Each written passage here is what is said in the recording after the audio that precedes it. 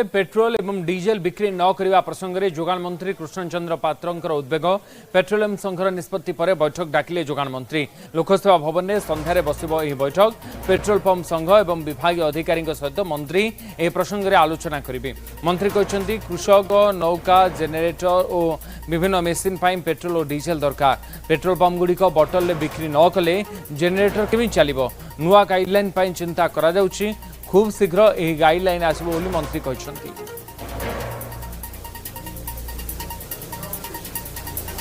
निश्चित भाव में आम जो दुखद घटना एफएम कॉलेज है से आम समस्ते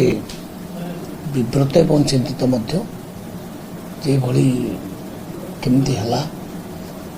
किंतु तार द्वितीय पक्ष देखा पड़ो कारण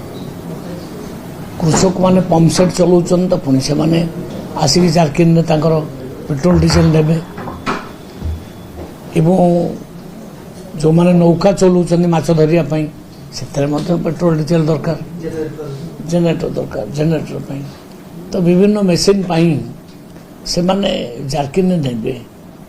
आउ सेटा हम मना करि परिबा नाही कहीं ना डंगा तो आसबनी डंगा को टेकिक आने कि पेट्रोल पंप पाक तो ये केस मो सामना को खाली आसला किसी लोग कहले आज्ञा आम जेनेरेटर केम चलू आप मना करदे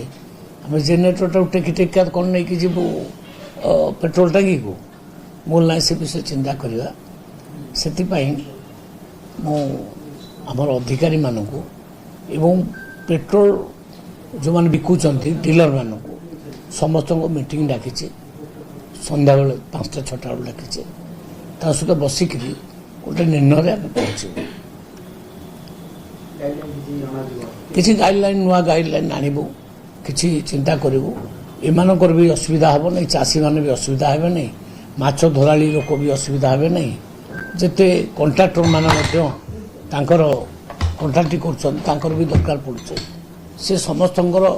कथा को देखिकी गोटे नुआ गाइडलाइन आणबो।